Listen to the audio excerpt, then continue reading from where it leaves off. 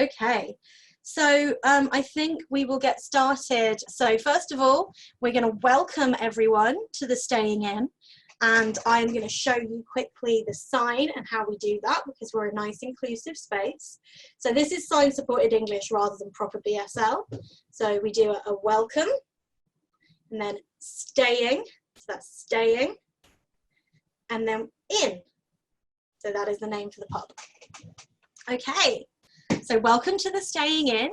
Thank you for joining us. Carly, I'm so excited to be running this session today.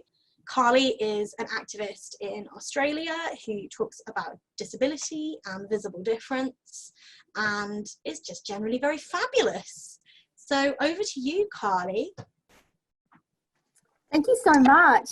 Firstly, before I begin reading, I just want to acknowledge the traditional owners of the land that I sit on in Melbourne. I am on Wurundjeri land of the Eastern Kulin Nation, and I know that many Australians are watching tonight as well, and I'd like to pay my respects to Aboriginal people, past, present and emerging, because we're guests on this land, and it's super important that we acknowledge the storytellers that have been here for thousands and thousands of years, 65,000 years actually.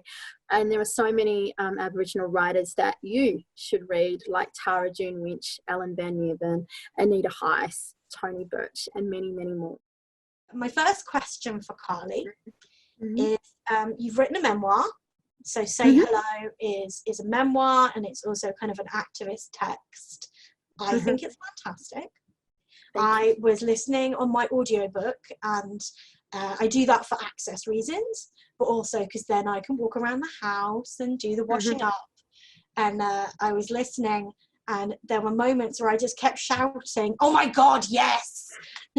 My partner was like, "What? What are you saying?" I was like, "No, it's just Carly's book again."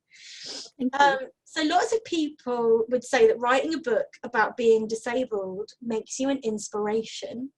And I would like to know how you would respond to that. Yes, there's a chapter in there talking about how I'm not someone's inspiration, and I took that inspiration, I guess, from Stella Young, who was an Australian activist and comedian who did amazing work around the media in Australia particularly. And Stella wrote a really great piece and spoke at a TED Talk called "I'm Not Your Inspiration, Thank You Very Much." And she talked a lot about inspiration porn, which is the objectification of disabled people for the benefit of non-disabled people. And so for me, I would say that I want to inspire for doing something good, but not inspire for doing something that everyone else does. I can give you an example of that if you want. So sometimes when I write for the media, I write for the media a lot in Australia. When I write for the media, in the comment sections, people are saying things like, "Oh, I see that woman on the train, she's such an inspiration." But I'm not doing anything inspirational on the train. I'm literally just going to work and just scrolling through Facebook. I'm going to read you the little bit around that if you don't mind. But yeah, basically I find that really hard. I think it's very good for us to inspire each other as disabled people and to motivate, but I feel like it's being seen as an inspiration is a little bit like, well, if my life is this bad, then what's someone else complaining about? And that can be really hard. I don't want to be there to put something into perspective for them. I actually can't find the bit about inspiration, but I think it's the second chapter. Anyway, but yeah, so I think I've summed it up, what I've written quite succinctly there. But it is hard, and I don't think that sometimes I get told at work, just like randomly, "Oh, you're inspiring," or whatever. And I think when my colleagues are able to pick that up, I think that then you realise how good Stella was at getting her message across. Because yeah, I did a thing a few months ago at a festival, and my colleagues were there, and a few people came up to me afterwards and said, "Oh, you're such an inspiration," and all of them rolled their eyes. So that was, that was a good thing. Yeah, my favourite recently was I commute every day into central London, and I was walking from the exit of the train station to the bus stop. And I'm just stood waiting at the bus stop with my white cane, and an older gentleman just comes up to me and just says, "Well done." And I was like, "What? Sorry?" He was like, "Well done." And I went, "I'm so, for what? What have I done?" He was like, "You know, carrying on as you are." I was like, I'm waiting for a bus, mate. Like, I'm not doing anything. Because, you know, if he was like you, he couldn't do it. He couldn't do it. But then I just think that the media has a big role to play in the fact that we get like two messages about disability. And one is, especially in the UK, about people being scroungers or taking from the state. The word that is being used a lot at the moment is vulnerable, and that it is same, awful, difficult, impossible thing. And then the alternative is like a Paralympian. And I think that dichotomy, it's kind of like, it's difficult for people to necessarily process that. And it is like you said, I like your phrase about like the peanut gallery being like, "Yay, you did so good." But like that's meant nicely, but it is lodged in the place of ableism. And that's where it gets really difficult, because I don't want to yell at an old man at a bus stop for trying to be nice, but also it's quite patronizing. And but that's what he's been taught, right? Yeah. And that's the stuff the media feeds. And the media, like, you know, there's only allowed to be one disability story a day in the news, you know, and generally that would be pitiful. So yeah, I think I'm trying to get, and actually it was after I just listened to that chapter about microaggression. And I was in the station again, and I got into the lift because I'd injured my knee. I didn't want to use the stairs. I navigated to the lift. I got in the lift, and a woman came up behind me and went, "Oh, you know, great job." And I was like, "I just got in a lift." Like, "Yeah, you did so well. You're so amazing." And I went, "You're being really patronizing." What did she say? Laughed at me. People are really shocked when you call it out. And I think, like, I'm married, and Adam tends to, you know, let me handle what things said to me. But sometimes and he's very, very quiet. We're very different. But sometimes he comes out with really funny stuff. And there was one guy that came up to me in a cafe, and he, like, writes something down, and he gives this address to me. And he said something like, "Oh, I've got what you've got." And he didn't look red. I mean, when you think of ichthyosis, you probably think of me, but there are 25 types and varying symptoms and appearances. And he might well have had ichthyosis that was hidden, but certainly he was passing as not having it. Anyway, he said, "Oh, I have what you have."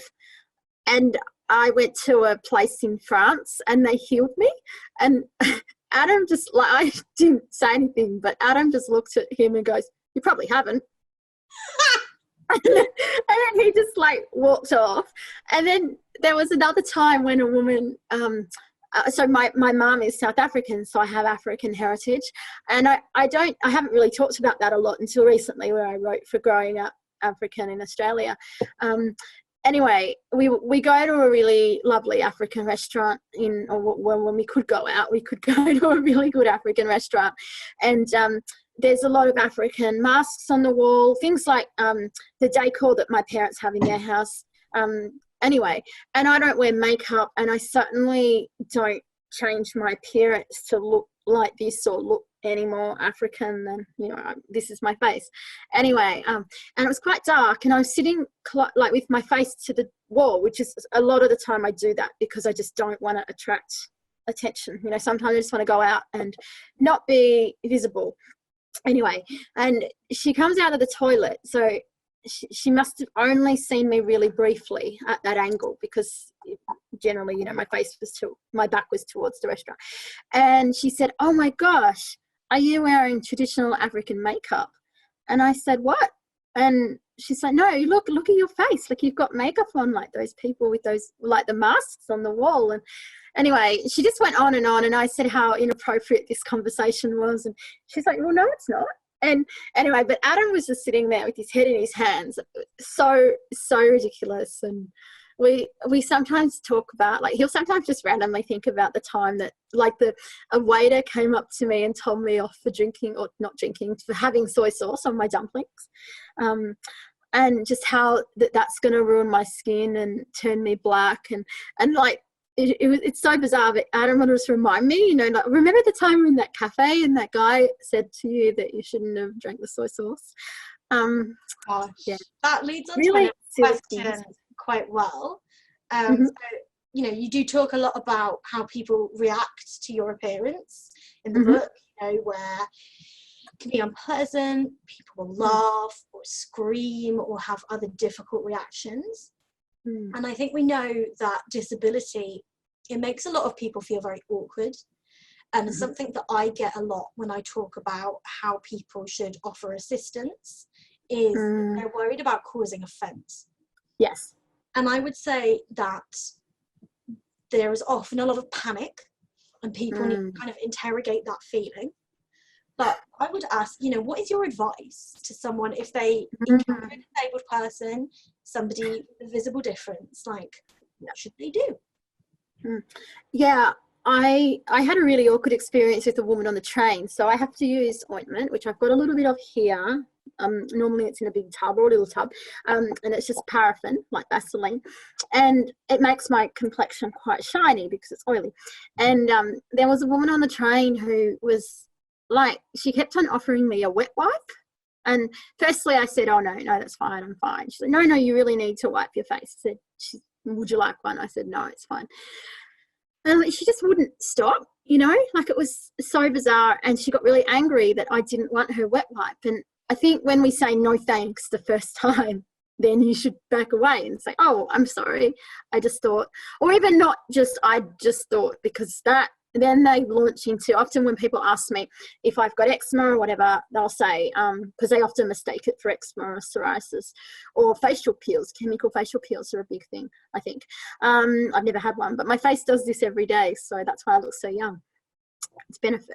Anyway, but people don't shut up. Like, they just go on like, oh, well, it's because I thought that you had eczema because I saw someone like you one day, or my dog's boyfriend's rabbit, or my boyfriend's dog's rabbit has one, or something, like some real distant kind of relative that they've seen one day.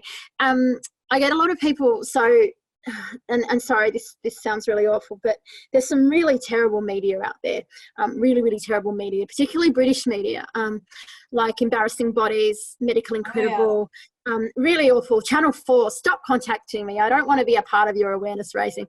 Anyway, so there's a number of people with ichthyosis that take part in this terrible media, and I get mistaken a lot for them, and I'm very careful with the media that I do, particularly like in Australia. I write for the media, I work in the media, and so I'm very conscious of what media I choose. But people argue with me about whether I've been on these tabloid shows because they've seen one person on there before, and I'll say no, because we look so similar, because ichthyosis has a very like familial kind of appearance. So that's hard. Like, just, I think when we say no, we don't need help, or no, that wasn't me on TV, or we're okay, just accept that and be happy with offering, and be happy that that person is okay.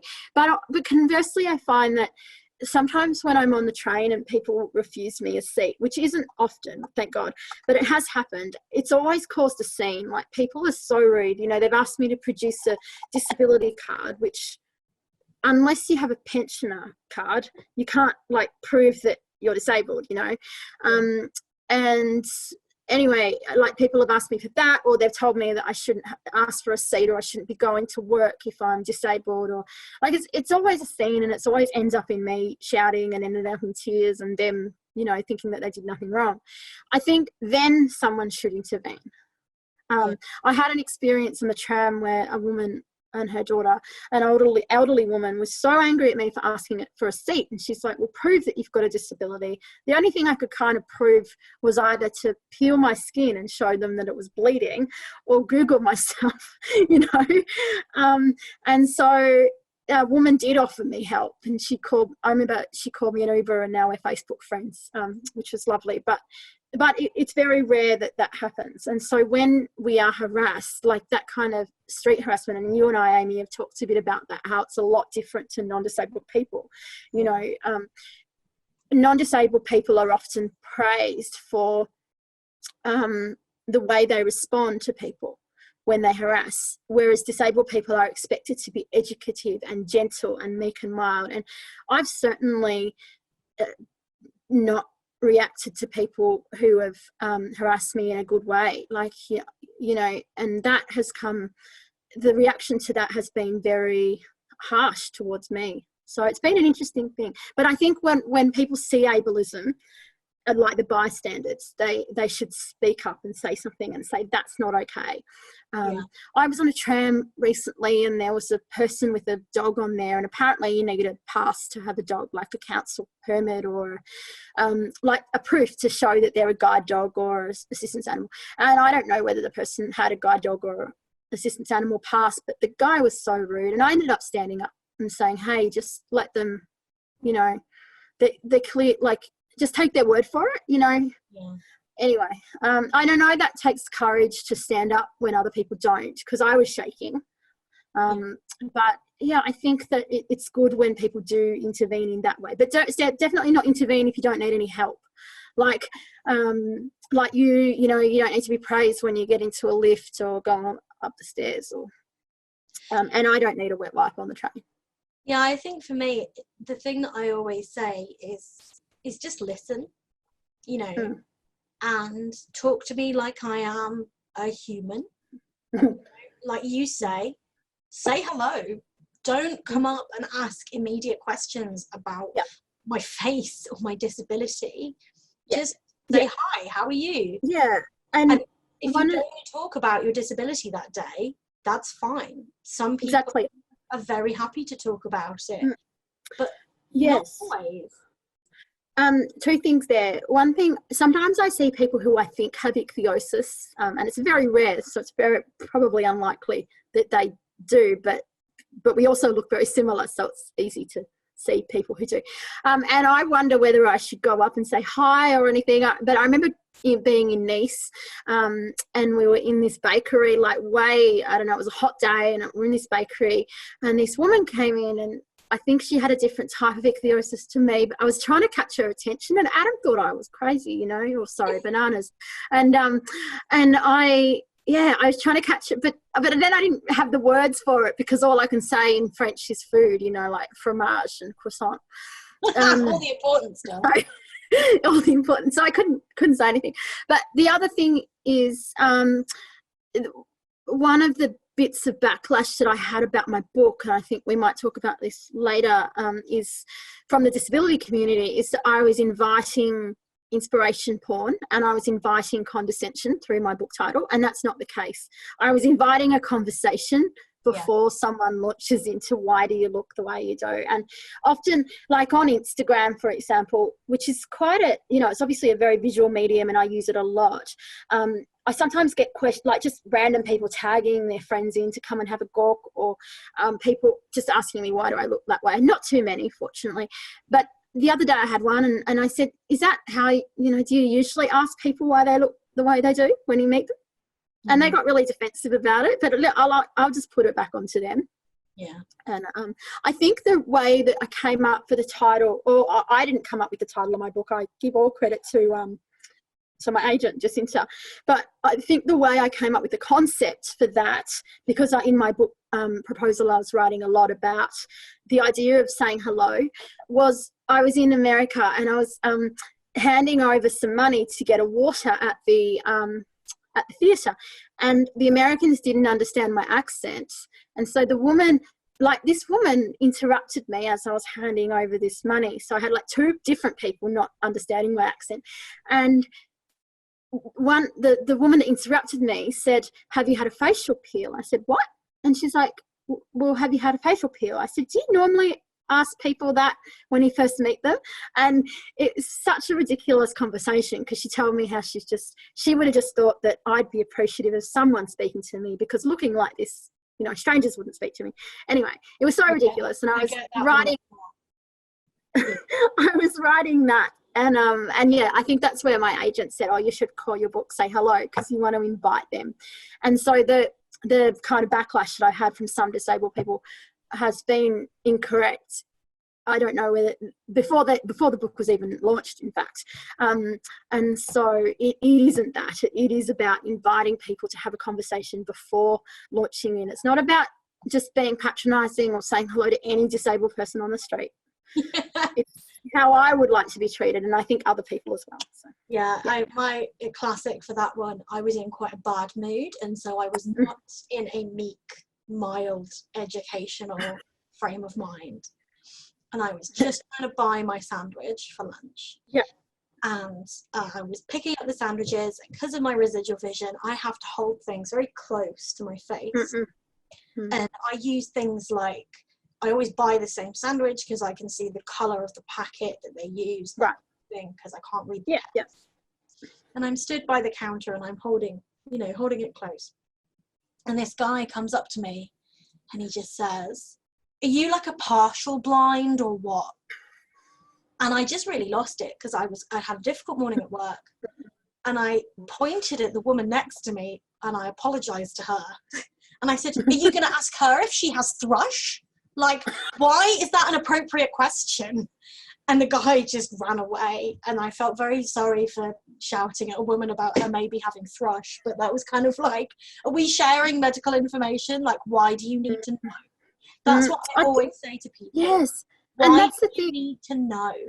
Yeah. Why, and how's it going to make your day better? But also, I think that they don't realise that this isn't, your day might already be awful, and it's not the first time that you're being asked this question, you know. And even that day, it's not the first time I've been asked that question. Yeah, exactly. And so, I have a thing, I have these cards printed out, which I haven't had to give anyone yet. I was nearly going to give the woman on the tram, but I was actually too scared of her. Anyway, the card said something like, for you, this might be the first time you've seen someone like me, but for me, it's the 10th time I've encountered someone like you. So stop asking these questions. But then that's the effort, isn't it? That we have to take extra steps just to have normal human interactions. Okay, so I'm going to progress on to another question. Do we need to swap interpreters? Are we okay for another, say, 10 minutes or so, Sarah?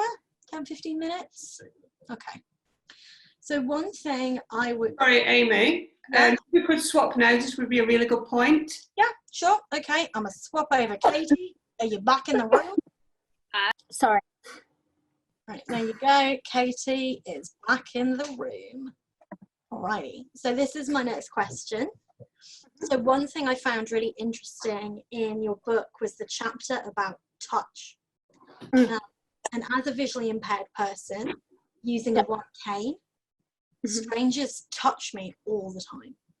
So I get pulled across the street, I get pushed into the train. I probably get touched by a stranger on my hour commute into work 4 or 5 times. Wow.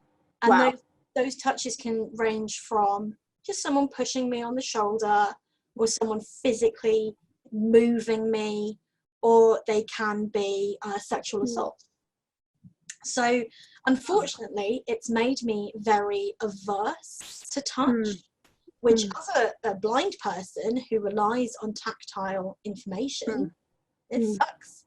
And I found it very interesting thinking about your relationship with touch that you talked about around the thirst for touch. And I feel like physical boundaries of disabled people are treated very differently, where it's either this impulse to touch and intervene, or this abhorrence of not wanting touch. And I wondered if you could reflect on your experiences of that. Yeah. So for a very, very long time, I would say for a good, 31 years maybe, I kind of really longed for touch, because all of my touch had been medical. I didn't have many relationships prior to my husband. I had a few, but all of my touch has been medical or like from my parents. And in that way, it was still quite medical for, you know, especially my early years, because they were the ones, my mum especially, administering my cream and doing my scales in my scalp. And I had relatives who were averse to touching me. You know, they didn't want to touch me or have me touch things. And so that was really hard.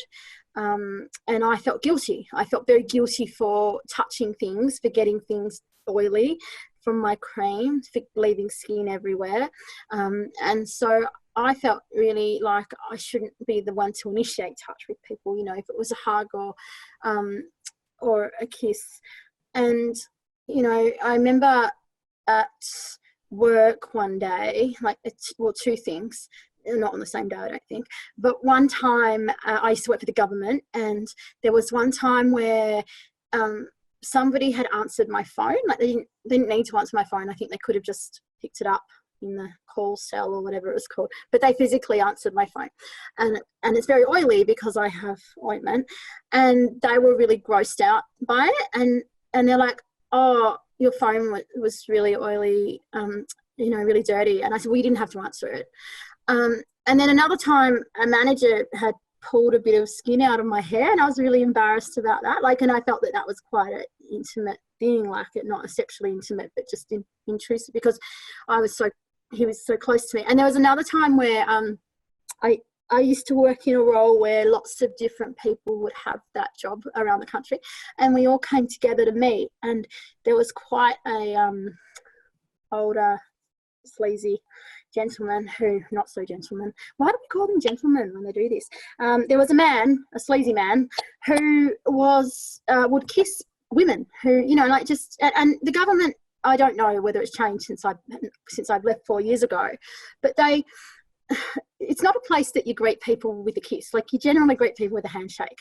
Anyway, and he went and, like, we were kind of all lined up, and he went and kissed all the women, but he didn't know what to do with me, so that was great. I avoided the kiss. But then on the other hand, I would long for that touch. I would long for, like, a cashier to put money in my hand, or, you know, a person to stroke my arm or whatever for a very, very long time. And I would remember touch. I'd remember touch as well. And then I got married, and now I sometimes feel guilty when Adam does touch me, and I'm like, oh, go away, you know. Sometimes you're just not wanting that touch. And then I think, gosh, for so long I did want that touch. And I also work in the arts now. And so, well, before COVID, like, all the greetings was a kiss or a hug. And so it's very, very different. And I think now people are quite familiar with me and unafraid. I had this very weird instance where about 3 years ago, I think it was about 2 or 3 years ago, I was doing a speech with a number of women for International Women's Day, and I must have been scratching on stage. Like, I must have been my jumper's got a hole in it. Anyway, it's all right, Mum, I'm not buying new clothes, don't worry. I'm wearing this till it's threadbare, because I know she's watching. Anyway, I was scratching my arm, and I had a leather jacket on, and I must have been scratching on stage. And afterwards, we were having drinks with lots of different people. I was meeting new people and people who I knew from the internet. And this woman came up to me, and she started scratching me on my arm, like over on my jacket. And I could feel her. It was very weird. And I said, what are you doing? She says, oh, I'm just giving you a scratch. Do you need a scratch? Like, I think she got so familiar with me scratching on stage. And I'm like, no, thank you. Anyway, I told the woman who booked me to speak, and she was so angry. She's like, who is this woman? I'm going to ask her to leave. And we couldn't find her, but it was so bizarre that she felt like she had the right to, like, ease me of my itch. But I don't need anyone else to scratch me. The other thing I find as well is people who they know me. I don't know, but if I'm scratching, they'll think it's a bad thing. And generally, if I make myself bleed, it's a bad thing, but it's not likely that I'm going to do that unless I'm, you know, really, really itchy. And they'll hit me, you know, like they'll slap my hand to say, naughty scratcher. And It's so weird.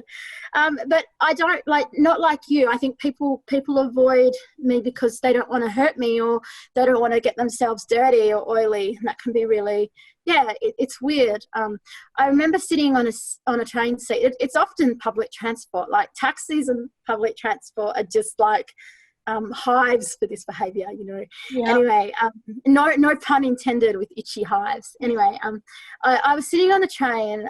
Again, like I was probably looking at my phone and I wasn't being particularly obvious. Oh, have we lost Carly's sound? Yes, we've lost Carly's sound. Okay, hang on. Where's your sound gone, Carly? Have you muted yourself by accident? Hang on. Oh my days. Right. Yes, she got up and left, and she and like, this is a grown woman. And again, when I wrote about it online, like it's quite an awful experience to know that your face has caused someone distress. And when I wrote about it online, people were like, oh, perhaps she's anxious, perhaps this is her disability. And I think the other thing people often do is use disability as an excuse for this behaviour. Like, if people are too intrusive, they might say perhaps they're autistic, or if they don't understand boundaries, that's an excuse as well. And when I wrote about this woman, people were saying, well, maybe that's her anxiety. She should feel like that kind of thing. It was very odd. Yeah, people pet me sometimes. Oh. Like stroke my arm. I've been patted on the head. Why? They will, I don't know. So if I had a situation where I was sat on a train platform, like on a bench, and a member of staff came up to me and said, do you need any assistance? And then the man next to me said, oh, I'm so glad that you asked. And I hadn't responded at this point. And then the train staff said to the man, oh, are you with her? And he went, oh, no, I'm just glad you're checking in on her. And I'm sat there like, hi. And I said, no, I'm fine. Thank you. To the member of staff, thank you for asking. That's them doing their job. And I do sometimes have assistance from staff. And they went, no, I'm fine. I'm just waiting for my train. That's what you do at a train station. That's what you do at the train station. And then the man next to me started like petting my arm and stroking me and patting me and saying, oh, bless you. You sure you don't need help? You're doing so well. Pat, pat, pat. And I just pulled my arm away and I was like, I'm fine. I am waiting for a train. Leave me alone. And I get that a lot. I get told I'm someone's good deed for the day. That's happened to me. Like they'll drag me across the road without asking and then say, oh, you're my good deed for the day. Makes me sigh. Yeah. It's so gross. Yeah, I find that with the questions, if you're trapped in a place sorry? I was just going to move us along with the questions a little bit. Great. No, that's great. You go. So one thing we did want to talk about, we're both disability activists and we both built a profile, yours slightly larger, obviously, sharing our journey in the world as disabled people. And you've touched on this already, but I wanted to talk a little bit about what the reaction to your book has been online and some of maybe the difficulties you've encountered online as a disability activist. Yeah, it's interesting because I think there's a couple of things. There's the being expected to do everything. So I bet that you get this as well. Like people have tagged me or like copied me into emails when they've lodged complaints or whatever. And I'm like, well, what do you want me to do? Like I've had people email politicians and copy me, and I don't know them from a bar of soap, like I don't know who they are. Or they'll ask me to do things like lodge a complaint for them or, speak out about something. And I just can't. Like I probably get, I don't know, a dozen requests a day to do stuff for people. So there's that. And a lot of the time it is from disabled people who feel like they haven't got the platform. And I'll say, like, I really hope I've empowered you to, advocate for yourself or speak out about this issue, or I'm sorry I can't do this right now, or whatever but you know, most of the time I cannot take on everything. The other thing has been, I guess, the sheer kind of, and I'm going to call it's jealousy. It's the kind of, like, you know, people might say, oh, Carly's written a book, I can't write one now, or like, oh, how did she get so many followers? Or a friend the other day told me how he used to be quite difficult towards me, and I called him out on it one day. I said, hey, I don't think you like me, like all you do is criticize me. And from that conversation, this was probably about 7 years ago, we became quite good friends. But you know, for a long time I thought he hated me, and we're talking about this the other day, and he's like, oh no, it was just the other people that hated you. And I'm like, why? And he said, oh, they didn't like how you did the social media. So it's like not doing something the way they think you should, like not kind of subscribing to a certain disability rights movement. Even when you do, you know, they don't like that. Like, it has to be absolutely down the line their way, or the highway. Yeah, there's been that. And again, the reaction to my book was from some people that I'd sold out because it was a mainstream publisher. I was told I could only be, by some people, that I could only be an mainstream or an activist, and not both. I think that yeah, it's been really hard, and I had a lot of anxiety over that. I don't suffer mental ill health, but I have had a lot of anxiety because of certain people in the movement. And, you know, I've had panic attacks. I've had really bad kind of not episodes, but situations where I haven't wanted to look at things online, or, you know, ask people to vet something for me.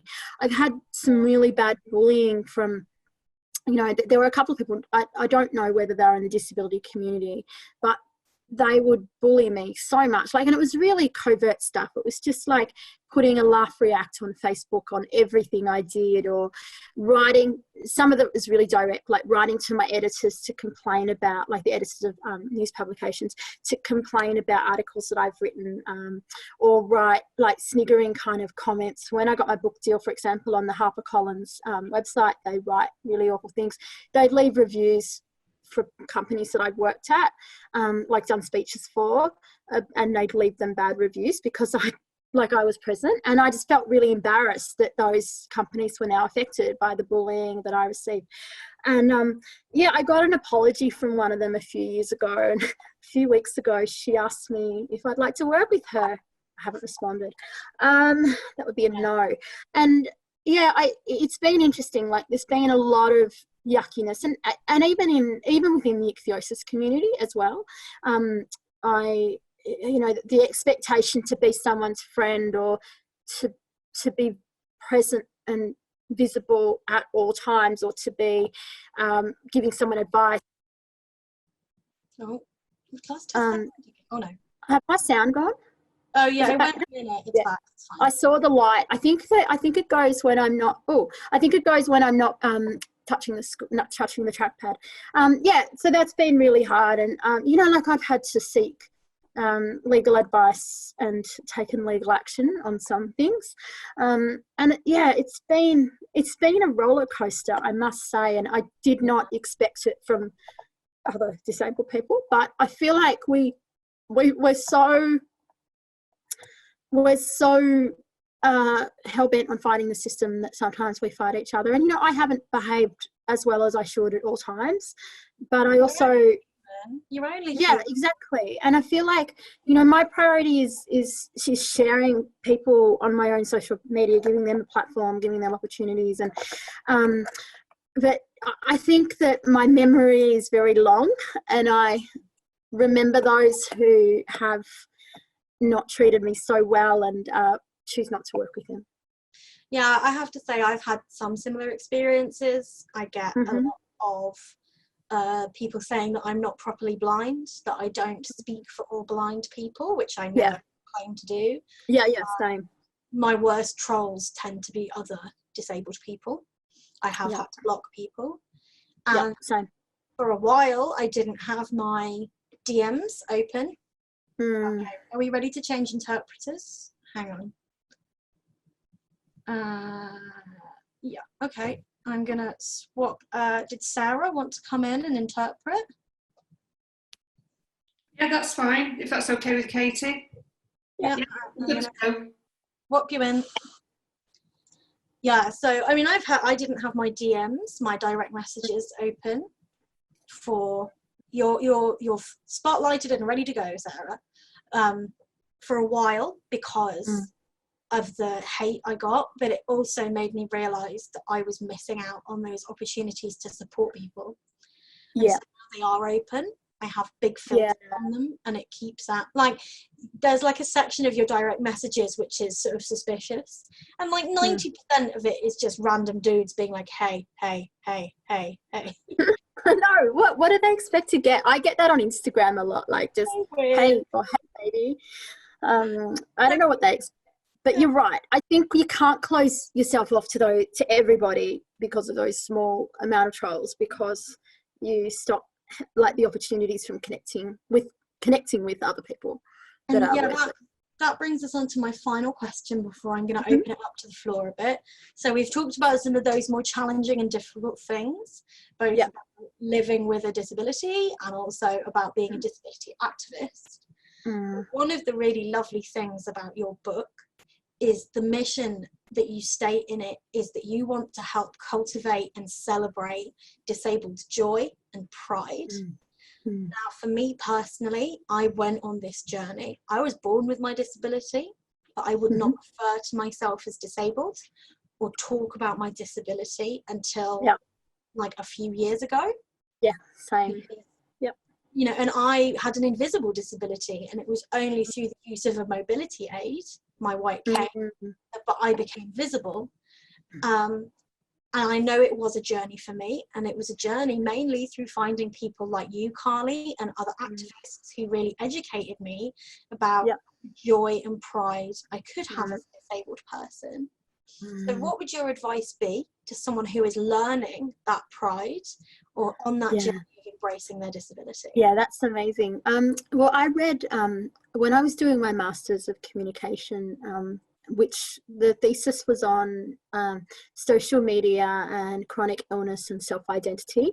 And I was reading a book by Jenny Morris, who's an English activist and writer who I follow now on Twitter, and her book is called Pride Against Prejudice, and I was reading that, and that was amazing. Stella Young recommended it. It's hard to find now, I think, but I found it on eBay.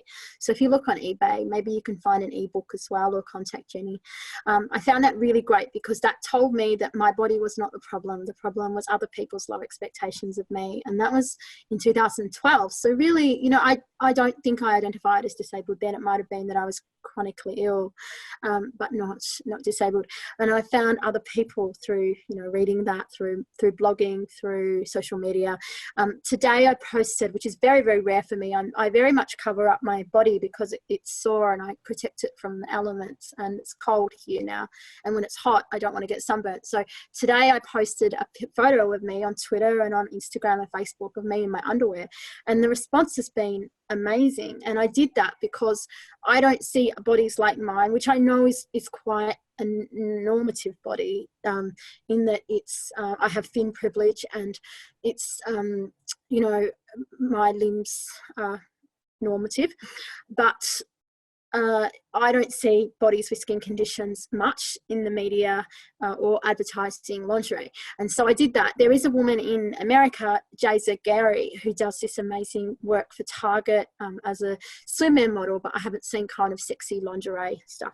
Anyway, and I did that because, you know, I wanted to change the visibility, and lots of people have said I could never do that. I could never be happy with my body, and it takes work. Like, it takes work, and it takes you to talk to your body kindly, to talk to yourself kindly, and talk to yourself like you would your friend, like you wouldn't tell your friend how ugly they are. So why tell yourself how ugly you are? I think it really is about meeting people and connecting with people who look like you.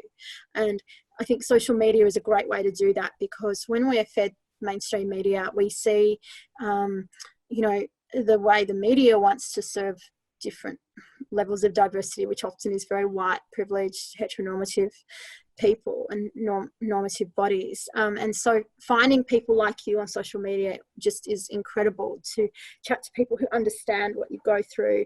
And one of the things that really helped me was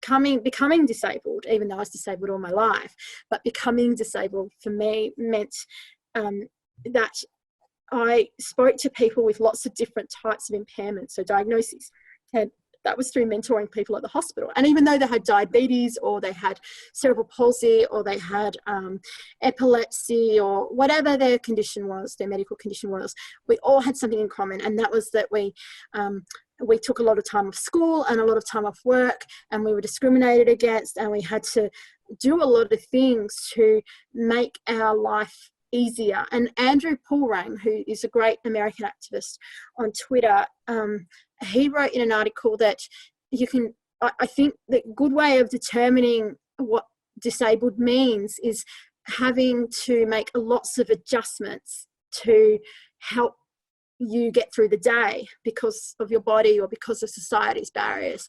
And I think that that's a really good thing to know. And also know that just like disability, chronic illness, it's not an insult, it's not a negative thing. When I do image descriptions on all of my posts on social media, and I put them in the caption, I don't put them in the alt text. And when I describe myself, woman with red face and short dark curly hair, or shoulder length curly hair, wearing a purple floral shirt dress and a brooch. And anyway, but when I say red face, people are really, who don't know me, are really offended by that, or disabled, like they're offended by these words. It's often non-disabled people who are offended. So the disability isn't a bad thing. Put like role models up on your walls if you want to. Have a folder on your phone of all these amazing role models. I was thinking about lingerie the other day. I know, sorry Dad, I know you're on here watching, but anyway, my friend Cherie, who I haven't met, she is on Instagram as cherie.louise, that's CHERIE.Louise. She is an amputee, and she posted this photo the other day of her wearing lingerie, and I'm like, oh, that's amazing, like it's so nice. And it made me want to look for some for me, and then I realized I couldn't find any bodies that look like me because I'm not very tall, and no red, no scaly red skin. All the skin's quite perfect. Anyway, found that, and I'm really grateful for other people for paving that way, for making it feel like we can look for that stuff, or we can put photos of us out. I think reading widely as you can, and knowing that not all disabled people have to agree on things, like one perspective doesn't mean all perspectives, and that it's okay, like, to sometimes hate your disability, or you can have disability pride but still be really frustrated with the amount of pain your body gives you, or the barriers that society puts up. So that's a great answer. Yeah, I think for me it was about trying to tackle those toxic messages, and remembering about myself and the things that I achieve, and celebrating them for myself, and saying the small steps as well as the big things, and taking pride and joy in just living your life. And you don't have to be a Paralympian, and you don't have to be like a Twitter activist. If you are doing your best to live your life as a disabled person, you should be bloody proud, because there are so many barriers, and you're doing a good job. Yeah, So, go on. I know a few Paralympians, and they're lovely, but they're not what I aspire to be. Like, I'm friends with Dylan Alcott and Kurt Findlay and Eliza O'Connell, but that's not me. I hate sport, and they know I hate sport. But I think that you got to celebrate those small things, and knowing that you're getting over these barriers. And I also think one of the things about being a good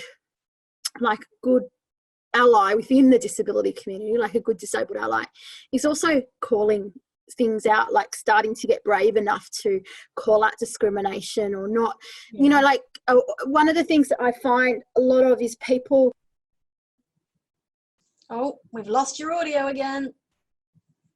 My sound stopped. One of the things that I found is people asking me to work for free a lot.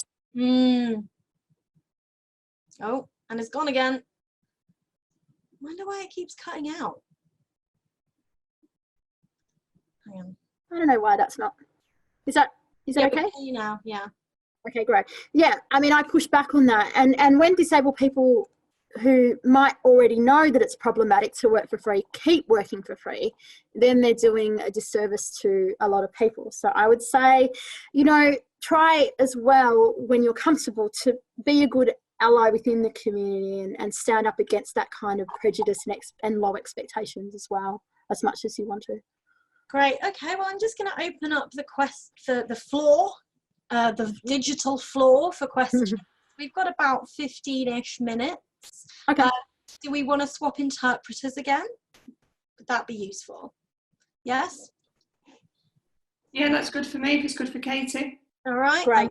Swap and spotlight Katie. And we're good. Do you want to turn your video off then, Sarah? Alrighty. Okay, so you can type questions into the chat box. Or you can raise your hand and we can invite you into the discussion. Okay, so I think, so your mum is raising her hand. Oh gosh, okay, yes, hello Mum. You need to unmute yourself. Hang on, I can unmute you. There you go. Oh, I'm nervous. Gosh. Oh no, I didn't even raise my hand. Hello. Hi, Mum. Hi Carly, good to see you. I can't see you for a long time, meet you for a long time. I know. Mum and I live a long way away from each other, and Dad too. Dad lives with Mum. So yeah. Okay, well, if you don't have a question, I'm going to pop you. Okay, we go. Sorry. That's okay. Put yourself on mute now. All right, anyone else? Okay. Okay, let me see. Carly mentions cards she uses. Do they work? What reactions do you get? Oh, yeah, I mentioned that I had them printed, but I haven't given them out, but I did write about them once, and I should give them out. But no, I generally give out my business card that has my book on it, and often people ask me what's wrong or whatever, and I say, oh, I've written a book on this, and I have a card that has my contact details on as well, but it depends if I want to give them out or not. Like, I don't necessarily want an abusive person to have those contact details. So generally, I'll just give out a book card. I've never given out the ones that tell people how rude they are, but I think, I don't know, I might. Isolation has meant, like, I haven't really been out a lot, but it's meant that the stairs have cut down so much because I'm never out. And I'm mostly always wearing a mask. So, yeah, that's been useful. So I don't know yet. I'll report back. Okay. So I've got something about that. So Kathy's just saying, you're both fantastic, and thank you so much for a great start to the morning here on the East Coast of the USA. Great. Yeah, thank you. Thanks, Kathy. Any other questions in the chat? Or you can raise your hand. Oh, someone asked about taxi drivers before, I think. Oh, yes, they did. Yeah, taxi drivers. So, yeah, the worst. Yeah, I find it really hard with taxi drivers. I had about 10 cases of abuse by taxi drivers last year and the year before.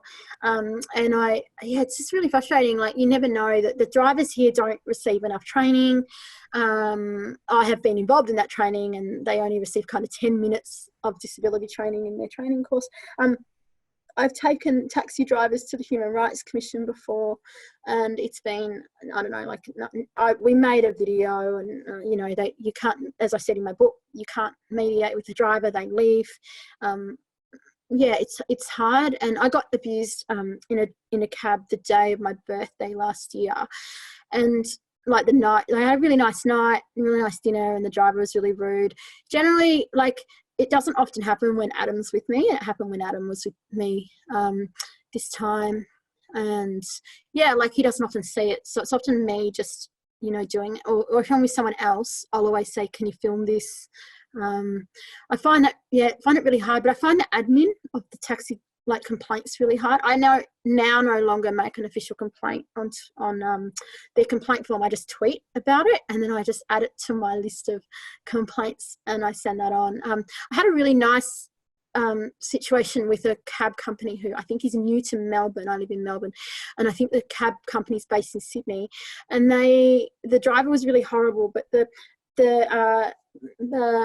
manager was amazing, and he got back to me, like, we had a phone call. He sent me a voucher as well for a restaurant, but because of COVID we can't use it. But yes, anyway, that was really lovely. And yeah, it's a really weird, hard thing. And like, I don't feel like we're making any progress. And like people say, use Uber or Sheba, which is a female-led one, but I still see discrimination happening there. Like Ellen on Twitter often Ellen FFB on Twitter often finds it hard with Ubers and her guide dog, and it's, yeah, I don't know. Look, I've caught Ubers a few times and it's been fine, but generally for work, I don't know. You just don't know. You just don't know who you're going to encounter, and then you're going to, when you choose to write about it, then you're going to get the secondary ableism because of the people that tell you that you should accept this, or of course this is going to happen. So, I think the thing that I find difficult about taxis is just the questions. So, you're trapped in a car with them. And you're trapped in a car with them. And I use taxis a lot for work. I have a fund that is like a government fund, where it's called Access to Work, and the government will cover certain costs of working with a disability, which could include interpreters. And for me, it includes some equipment, a PA, and taxis. And I use black cabs in London because they are easier to access, and also they're slightly more reliable. And like, the first question is always, were you born like that? And then, even though they've often picked me up from outside an office and we're going somewhere like the Houses of Parliament or another professional venue, the shock that they express that I have a job, a partner, an income, and that when you're trying to, like, I'm about to take a meeting to maybe go and meet parliamentary representatives, and that, like, I'm trying to, like, get ready for that, and I've got some guy being like, well, how much can you see? I was like, shut up. So that's really... I know. Yeah, I had a guy, it wasn't particularly like about my skin, but he just started joining in with like a friend of my conversation in the back, and then he looked in the rearview mirror and he saw me. He's like, oh, you've got nice makeup on. But I don't know whether that was like a trying to get his way out of like, why do you look like that? It was really odd, and we just wanted him to shut up. So I've got a question here. Do you have problematic in real life interactions with disabled people? I worry that as a low vision person, I'm going to block the path of someone in a wheelchair. I once asked a blind person for help finding my way. I didn't see their guide dog. So I walk into people in wheelchairs all the time. I tend to find that we have a bit of a laugh about it, really. I have certainly been skirted around by a wheelchair, and I guess people are quite nice about it. I've not really ever had anyone be unpleasant. I also walk into other blind people. That's quite funny. You can get cane tangles or guide dog tangles. That's quite funny. I guess people are always pretty nice and understanding about it. So I guess that's my response to that. And as far as asking blind people for directions, we're really good. Like, if we know the route, we know it better than most people because we have to remember. And your smartphone probably helps too. Yeah, and your smartphone helps. Well, so I feel like I don't obviously have that same issue, but one of the issues I do feel is that I'm very susceptible to infection and to illness. And so if I'm around someone with a cold sore, I will try and avoid them, even to the point of, I can't stand so close to you because you've got a cold sore. I'll say that to them.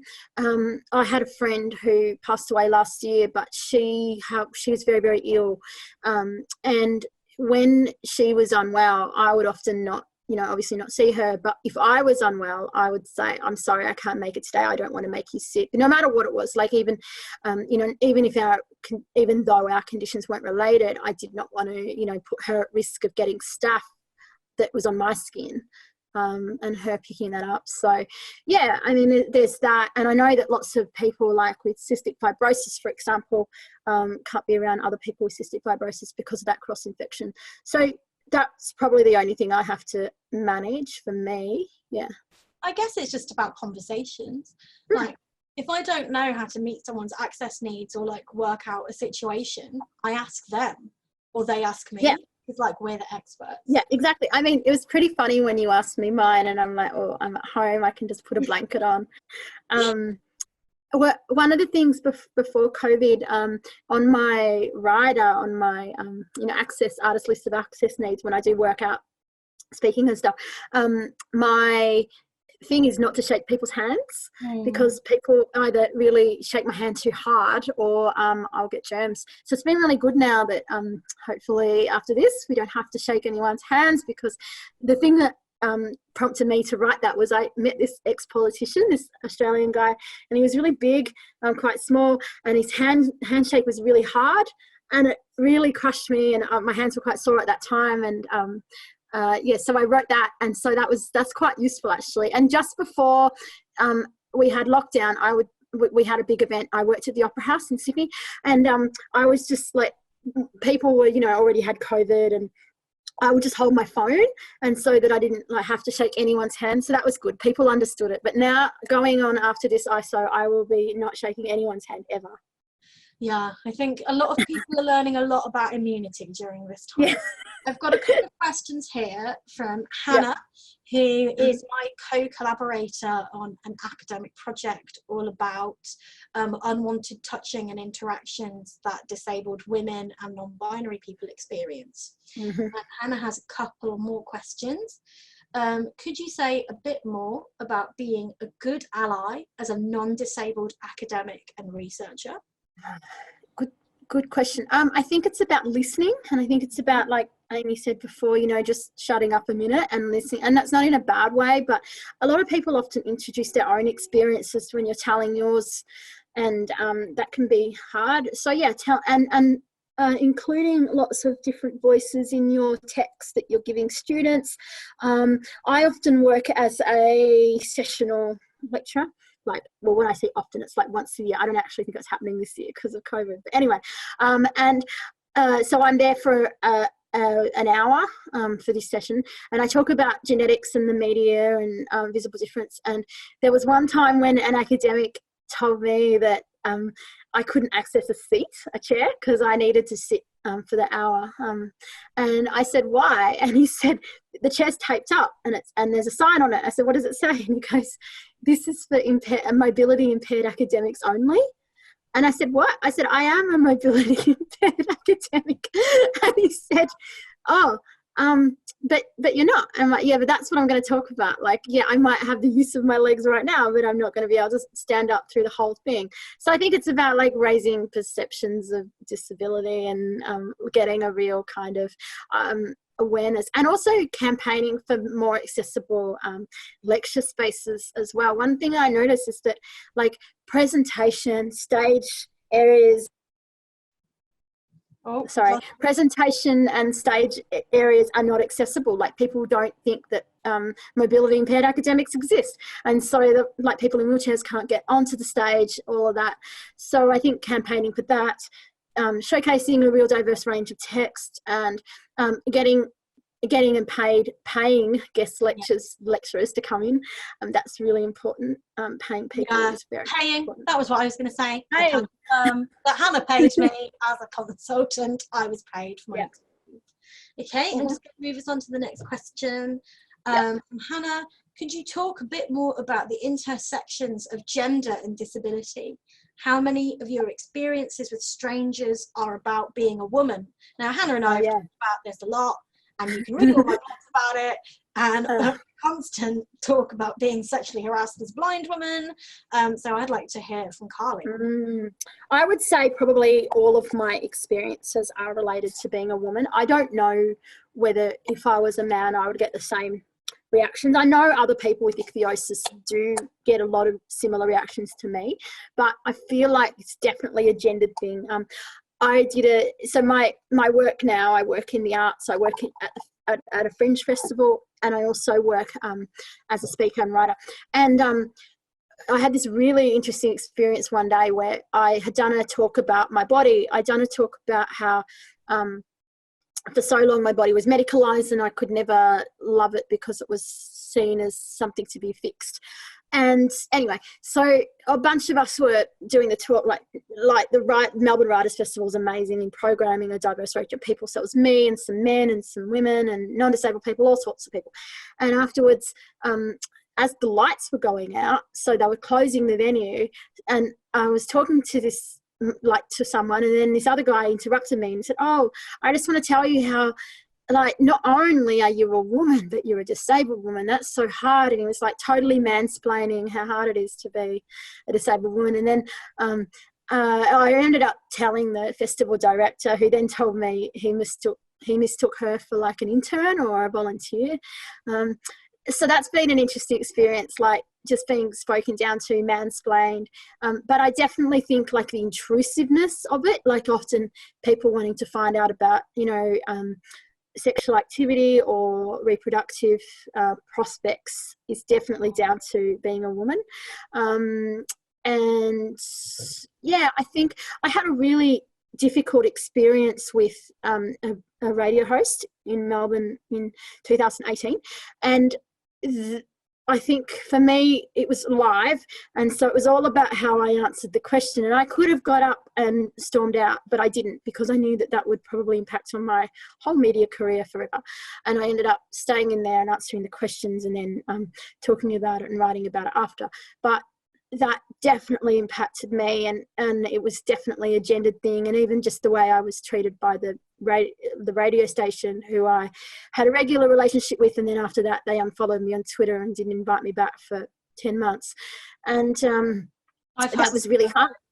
Yeah, I've had some experiences. So like I very actively talk about being a survivor of sexual assault and regularly experiencing sexual harassment. The lack of sensitivity from journalists is stunning. So like they'll call me up and be like, oh, so like we want to do this piece about how people touch you, and I have done the self-care to be able to talk about that. But God, the questions. I'm just going to move us on because there's a few more. Okay. I'm going to combine a couple here. We've got one. Somebody's asking about, I've been on the train and no seats are available. How would you deal with that? And another one, do you have any tips on how to respond in person to ableism? I've tried so many approaches, but I'm always expected to be polite and informative, even when I just... Yeah, great questions. The first one, I would say, I often say, can I please have a seat? And I always ask someone like a man, or someone that looks like a man, that looks younger than me, or or a child in school uniform, like a school child. Generally it's okay. Sometimes I put my hand on my stomach because I wonder whether that would work, like a pregnant lady kind of thing, even when I'm not pregnant. But then I wonder whether that's disrespectful to pregnant ladies. But I feel like pregnancy is a different reason to give someone a seat than disability. And when I look, like, people have told me, oh, you don't need a seat, you just look sunburnt. Like, when you're not going to be believed because of how you look, then that's hard. So I think just asking, and then sometimes other people like will intervene and say, oh, I'll give you a seat, it's fine. And then like sometimes two people will give you a seat, and I'm like, I only need one. That can be really awkward. But yeah, I think, and sometimes if someone doesn't give me a seat, but then the person next to them does, I do make a big effort of making conversation about how rude it is not to give someone a seat. Yes, I do that. Yeah. And so I think it's just about asking, like, or saying like, I'm not feeling well today, or I've got, I need a seat. You don't have to be rude about it. But it is hard. Is that I can't see the seats always. I can't see. Yeah. So I don't like to make assumptions about whether someone needs that seat. So I always phrase it as, can somebody offer me a seat? And then I'm also like, I have to check the seats with my white cane. So my white cane very gently usually touch the legs of the people in the primary area, so they know that I'm there. And if somebody doesn't offer me a seat, I will then say, it is not safe for me to stand. I may fall. Please, may I have a seat? And I have only had a couple of occasions where a whole train full of people and completely refused. There's nothing you can really do about that. That's hard. Occasionally, I have accidentally sat on people or their bags, because if there aren't legs there, I think the seat's empty, so I've sat on a bag. With the ableism more generally, I try and prepare kind of scripts in my head. So I like a phrase like, that is an inappropriate question. Or I am disappointed that you think that is an appropriate question. When you say you're disappointed, it does hurt other people, doesn't it? But it's quite a good way of being non-confrontational. because I have experienced aggression and violence from people who are angry I've not answered their questions. I sometimes just ignore it and walk away. And I think you just have to be kind to yourself about these things, because you are human, you're not going to be perfect. But yeah, think about your favorite kind of scripts. Like, I know, Carly, you just say, I was born like this. I was born like that. Sometimes I say, oh, that's really rude, or do you usually speak to someone like that? Or sometimes I tell them to fuck off. Yeah, you can tell people to fuck off.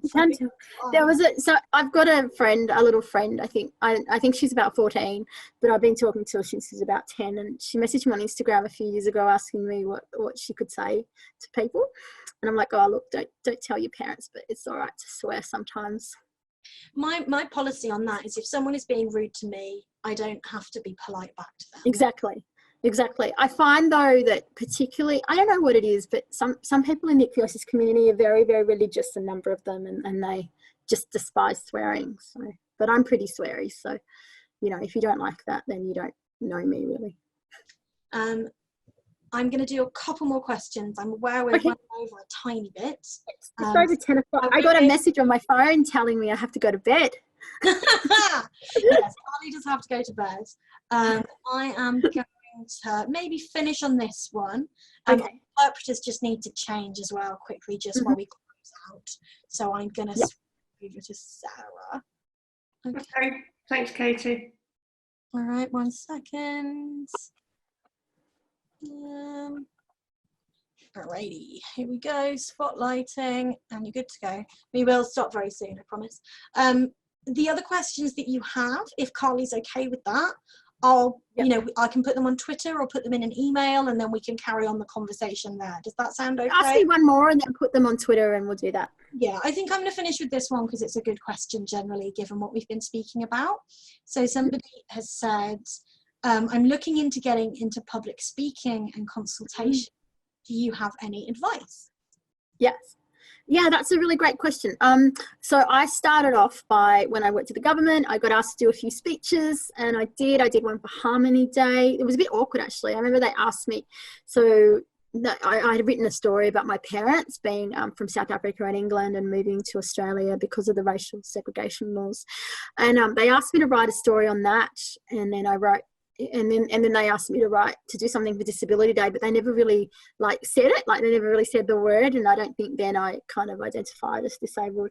But anyway, I got to talk a lot about my skin and do those speeches there, and then just built it up from there, doing really small events, to Adam's Scouts group, and when I was overseas, my friend in 2012, my friend took me over to, or maybe it was 14, I can't remember, but she took me over to her son's school, and the son's school was quite small, so it was the whole school that I spoke to, maybe 25 students ranging from 5 to 12. And yeah, just really small events, and then build it up, and also put your name forward to things like, if there's the Moth has a good public speaking thing in different cities, if there's those things there, say yes to that. One of the things I do a lot of is when I do radio and podcasts, I listen back to them, and I know people don't like hearing their sound of their own voice, but it's helped me because it helps me formulate ideas for other things, or realize that I might say or ah too much, or work out what I'm going to say. I think it's just about practice. Also, maybe getting a YouTube channel or a podcast and interviewing people and having a practice that way. And also pricing yourself. So if you're in Australia, for example, the Media, Entertainment and Arts Alliance has some really good, which is the MEAA. They have some really good rates that you can set. Always charge a fee when you're working for a company that makes a profit. So my top tip, just quickly, would be, do you use social media? Try and get yourself a website where you can kind of advertise what you're happy to talk about, and can then host anything that you do as an example. I would say that, it's a really good tip to think about small and willing audiences. So schools, community groups. In the UK, we have the Women's Institute, which I'm a member of. They are always looking for speakers. They will pay you. They should pay you. I would then say, yeah, just pitch things, just come up with a pitch, maybe have between 3 and 5 subjects that you feel comfortable talking about, have those ready, have a pitch on those. Again, have that, like, I would like to be paid X for this. And also, the staying in is always looking for more speakers. So get in contact if you would like to have a go in a friendly, inclusive, accessible space. Yep. And also, just do stuff that you're really comfortable with. Like with that, I know that's not particularly a public speaking thing, but with that radio interview I had, I was pretty nervous going in, and in hindsight, I probably should have said no. So feel comfortable with saying no, and doing things that you're really comfortable doing. Like writers' festivals are great with different speaking panels are really great where you're not the only one speaking. That's a really good thing to do. And if you want to, if it's not recorded, just hit record on your phone and listen back to it afterwards. Yeah, that's a good tip. So I'm going to say thank you to Carly. Thank you. That was fun. I'm going to say a big thank you to our interpreters, Sarah and Katie. I'm going to say a huge thank you to Elaine for doing our captions. I'm going to remind people that we have a British Sign Language awareness session and lesson on Wednesday evening, where we're going to do deaf awareness and learn a little bit of sign language. So do come along for that. And if you have enjoyed today and you haven't done so already, please consider donating to the Staying In Fund. Even if it's just a small amount, it helps us run sessions like this with the access needs and great speakers like Carly. So thank you, everyone. We will try and carry on the conversation on Twitter a bit if we haven't answered your questions. But remember, it is Carly's bedtime. So it is. It's well past my bedtime now. It's your bedtime. 10:09 here in Australia, so I'm going to bed and I have to start work in less than 12 hours. So, well, we will say thank you very much to Carly. Thank you for everyone who attended. Thank you, Amy. And I hope we all catch up soon. Bye-bye, everyone. Bye. Bye.